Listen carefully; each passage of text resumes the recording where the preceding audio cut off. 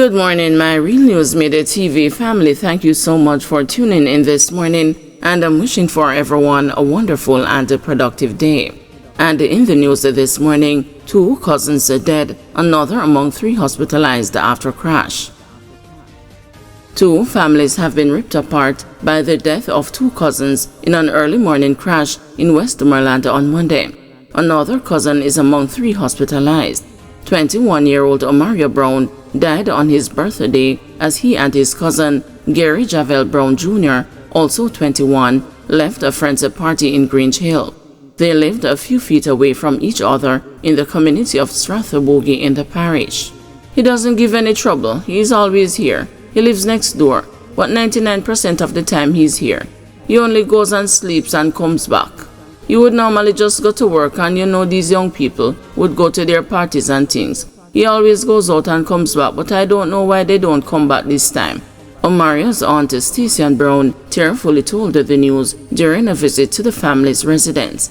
"I never expected that this would happen to them. They don't deserve this. The family doesn't deserve this," she added. She said the young men who grew up together were very close, well-mannered, well-behaved, and hard-working. As she spoke of Omario, who worked at a hotel in the parish, his younger sister wept bitterly. The grief was just as intense for Javel's family. He worked at a supermarket and was awaiting a call to begin training for the Jamaica Constabulary Force. Javel's father, Gary Brown Sr., was too overcome with grief to speak with the news. However, his mother, Zada Brown, and the father, Ernell Brown, relayed how they received the unwelcomed news. Javel's mother had called to say someone told her the cousins had died in a crash near 3 Miles River. Zada is having a hard time accepting that her grandson is dead.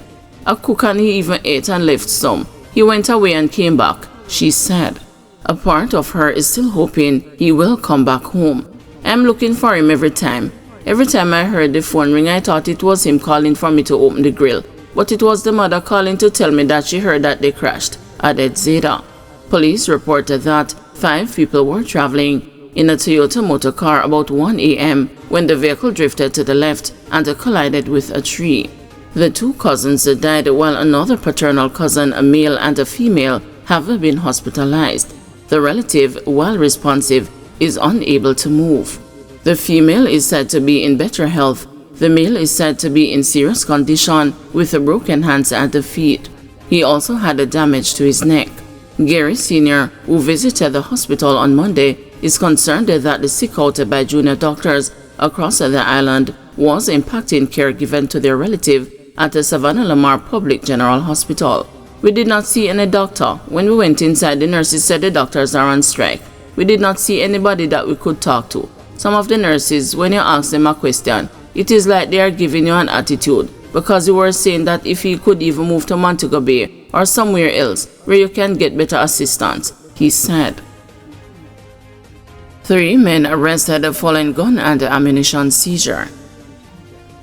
The St. Andrew South police have taken 3 men into custody in connection with the seizure of an illegal gun on Sunday night. It is reported that about 11 p.m., a police team was on patrol in Olympic Gardens when they searched the premises in the vicinity of Hill Avenue and Lemon Lane. A Smith & Wesson pistol affixed with a magazine containing 7 rounds of cartridges was reportedly found. The men who were present were held on suspicion of possession of a prohibited weapon and unauthorized possession of ammunition. The Special Operations Branch is investigating the matter. Matthew Hyde's family pays $2 million to ex-girlfriend he tortured. The family of Matthew Hyde has made a $2 million restitution to his ex-girlfriend, who suffered 2nd-degree burns from a clothes iron when he held her captive in his dorm and tortured her for 3 days. But prosecutor Ashtel Steele told the court that the amount is less than half of what the complainant is seeking. The disclosure was made on Monday afternoon during the continuation of Hyde's sentencing hearing in the Home Circuit Court. Justice Caroline Ty Powell will hand down her ruling on December 17. The judge noted that she was awaiting outstanding materials and also needed time to factor in the prosecution's reply to the cases that were cited by Hyde's lawyer, Patrick Peterkin. Meanwhile, Steele, during her response, described the case as being very egregious and unlike any other case, including those cited by Peterkin. Steele said that the injuries to the complainant caused the physical, psychological, and financial harm. She stressed that what Hyde did amounted to torture and that it was deliberate and cruel. The prosecutor further submitted that Hyde's action was premeditated, as he did not burn the accused just once, but 4 times. She cited his comments to the complainant that she should be thanking him after he allowed her to take a cold shower after burning her, and Hyde saying to her, "Let me appraise my artwork," in making her arguments. Peterkin had asked Justice Ty Powell to consider a sentence of between 3 and 4 years during his plea in mitigation. The lawyer had urged the judge to bear in mind the personal circumstances of Hyde, who has undergone personal and psychological challenges since childhood and is currently diagnosed with a borderline personality disorder. The 21-year-old, who has been in custody since his arrest last February, pleaded guilty on September 26 to assault occasioning grievous bodily harm, use of malicious communication, assault occasioning actual bodily harm, and a false imprisonment.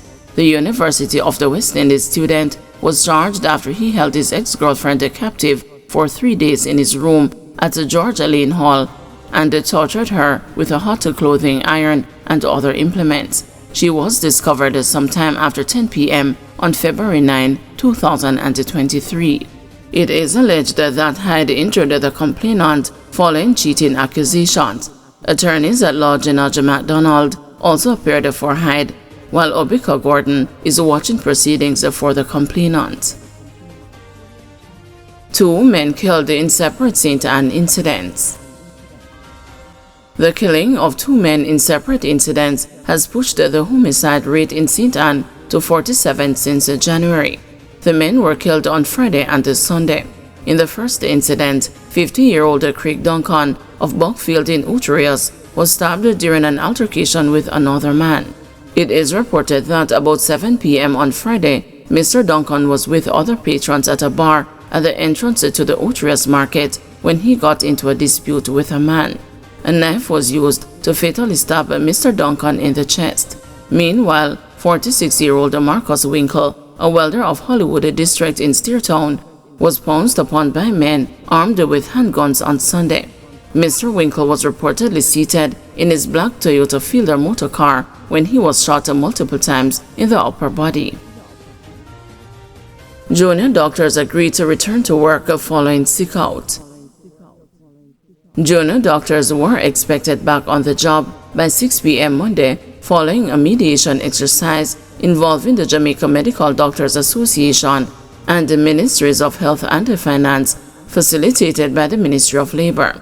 The resumption of work comes after the doctors staged a sick-out on Monday morning to press the government over overtime rates and retroactive pay. The return to work also comes after a heads-off agreement was reached during Monday afternoon's mediation exercise. JMDA President Dr. Renee Badrow said a meeting will be held Tuesday morning at 10:30 to discuss the way forward. We hope the Ministry of Health and the Ministry of Finance especially will have good sense in the meeting that we have with them tomorrow, and that we will reach a resolution or overtime as well as our retroactive payments. We meet back with the Ministry of Labor on Wednesday. Monday's industrial action affected operations at public health facilities across the island. Critical services were manned by senior doctors. Non-emergency patients were sent home.